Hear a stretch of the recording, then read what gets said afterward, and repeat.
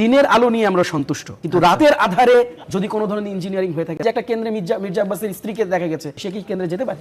সেখানে যদি আমার মা যেত, আই সোয়ার আমি সেখানে শব্দ উচ্চারণ করতাম। যদি ভোট ইঞ্জিনিয়ারিং এর কলঙ্ক বিএনপির গায়ে লাগে, এটা বিএনপির জন্য হবে সবচেয়ে বড় ডিসক্রেডিট। আমাদের সাথে আছেন তাহসিন রিয়াজ, এনসিপির নেতা। এবং তাহসিন, এখন পর্যন্ত আমরা স্টার নিউজের মাধ্যমে যেটা দেখছি, আসলে বাস্তবতা আরেকটু এগিয়ে গেছে, বিএনপি আরও এগিয়ে গেছে, আমরা যতদূর জানতে পারছি। তারপরে আমাদের হাতে আসা বিশ্বস্ত সূত্রে স্টার নিউজের হাতে আসা যে তথ্য, সেটা হচ্ছে 35 আসন পেয়েছে 299-র মধ্যে বিএনপির জোট, এবং 14 আসন পেয়েছেন জামাত এনসিপি জোট। এবং বলছিলাম যে বাস্তবতা আরও বেশ, ফলাফলটা ঠিক এই মুহূর্তে আসলে কি, মানে কেমন, এই কিভাবে বিশ্লেষণ করবেন বিষয়টা?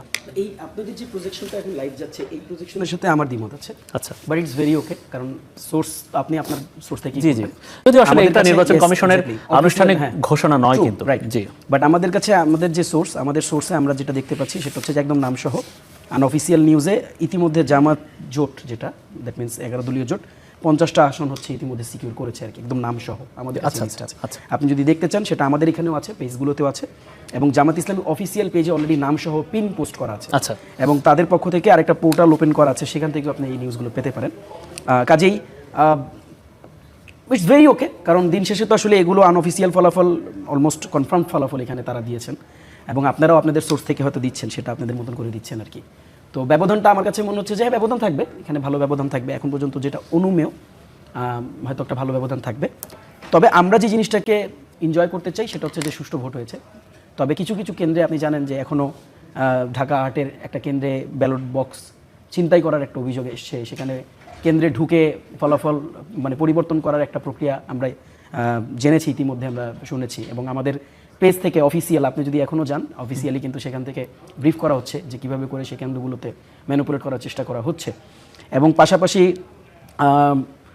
আমি আপনাকে বলতে পারি যে ঢাকা 13-তে অলরেডি এটা কনফার্মড একটা নিউজ যে সেখানে ব্যালট বক্স ছিনতাই করা হয়েছে, আচ্ছা, একটা কেন্দ্রে আর কি।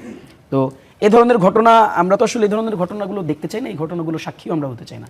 আমরা নতুন প্রজন্ম যারা রাজনীতি করতে এসেছি, যেই রক্তের উপর দিয়ে আমরা এই রাজনীতিটা করতে এসেছি, দেখেন মানে আমি আজকে বলছিলাম আমাদের আসনে, আমি যখন আজকে কেন্দ্রের সামনে ছিলাম, দেখছিলাম যে একটা বিরাট ইয়াং গ্রুপ অফ ছেলেপেলে, অলমোস্ট হচ্ছে ইয়াং এইজের ছেলেপেলে, সবাই হচ্ছে আপনার একটা নির্দিষ্ট দলের কার্ড ঝুলিয়ে অলমোস্ট 15 থেকে 20 জন, যেই জেস্টারে হেঁটে যাচ্ছিল। তো আমি জাস্ট বলছিলাম যে তোমরা just look at the other voters, ওই জেস্টার, ওই যে মানে রংবাজি টাইপ, আপনার যে আপনার কিশোর গ্যাং টাইপ যে জেস্টারটা, এই জেস্টারটা আসলে ভাই বাংলাদেশের মানুষ এখন নিতে রাজি না, দেখতে রাজি না, এটাকে অ্যাপ্রিসিয়েট করতে রাজি না। এবং আপনি দেখবেন যে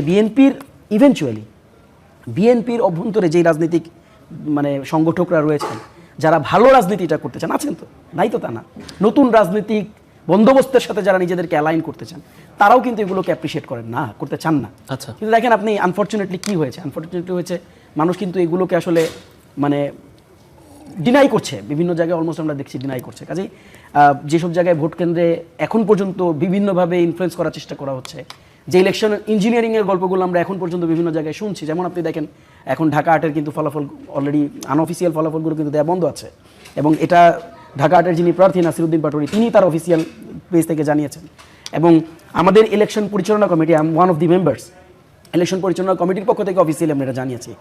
এবং আপনি দেখবেন যে ঢাকা 13-তে আমাদের যিনি মানে জোটের প্রার্থী আছেন আল্লামা মামুনুল হকের কেন্দ্রেও কিন্তু লম্বা সময় ভোট আপনার করে রাখা হয়েছিল, অফ করে রাখা হয়েছিল ফলাফল ঘোষণা করা।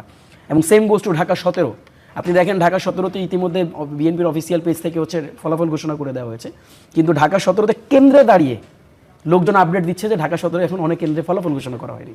কাজেই দেখেন এই ধরনের যদি ফারাক থাকে তখন কি হবে, দেখেন আমি যেন বারবার আপনাকে যখন প্রথম রাউন্ডে আমি বলছিলাম, আমি জানি না আপনি কতটা খেয়াল করেছেন কিনা, আমি কিন্তু বারবার বলছিলাম যে দিনের আলোতে যতটুকু আমরা দেখেছি, দিনের আলো নিয়ে আমরা সন্তুষ্ট, কিন্তু রাতের আধারে যদি কোনো ধরনের ইঞ্জিনিয়ারিং হয়ে থাকে, দেখেন আমি এই কথাটা আগে অনেক জায়গায় বলেছি, আমরা তো আসলে ছোট মানুষ, কেবল আমরা রাজনীতিটাকে কাছ থেকে দেখা শুরু করেছি।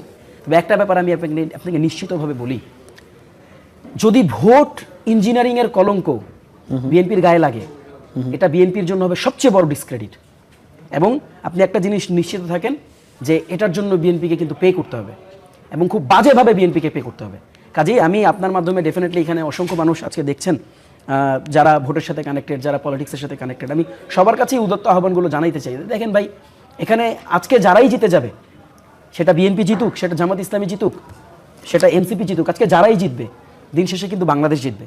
দিন শেষে কিন্তু 24-এর যে গণঅভ্যুত্থান, আমাদের শহীদদের যে রক্ত, ওই রক্ত জিতে যাবে। তাহলে আসলে আপনারা বলছেন ভোট ভালো হয়েছে, আপনারা বলছেন আইন শৃঙ্খলা রক্ষাকারী বাহিনী তারা মোটামুটি সজাগ ছিল, তাদের পারফরমেন্স ভালো, আপনারা বলছেন সরকারের অবস্থান ভালো, আপনারা বলছেন ভোটারদের সাড়া, তাদের উপস্থিতি ভালো, তাহলে এখন এসে এই কোন একটা ইঞ্জিনিয়ারিং এর সংখ্যা, কারচুপির সংখ্যা কেন? খুবই ভ্যালিড কোশ্চেন। হঠাৎ করে ওই জন্যই আমি ক্ল্যারিটিটা আপনাকে দিয়েছি। দেখেন, ভোটের তো 3-4টা পার্ট থাকে। মানে ভোটটা কি, মানে আমরা শুধু মানে ভোট দেওয়াটাই কি ভোট? আচ্ছা, ইটস নট। ভোট দেওয়াটাই তো ভোট না। ধরেন আপনি ভোটটা দিয়ে চলে আসলেন, এই ভোটটা আপনি যে দিবেন তার আগের কিছু প্রিপারেশন আছে। তার আগে এই কেন্দ্রে ব্যালট গিয়েছে, এই কেন্দ্রে বক্স গিয়েছে, এই কেন্দ্রে পোলিং এজেন্টরা গিয়েছে না, এটা পূর্বের প্রস্তুতি। যে সময়টাতে আপনি ভোট দিলেন ওই সময়টার, ধরেন আপনার ভোট প্রয়োগের সময়, কিন্তু তারপরে তো আরেকটা সময় আছে যেটা ভোট গণনার সময়, তাই না? এটা ইলেকশনটা তো একটা বিরাট কর্মযজ্ঞ।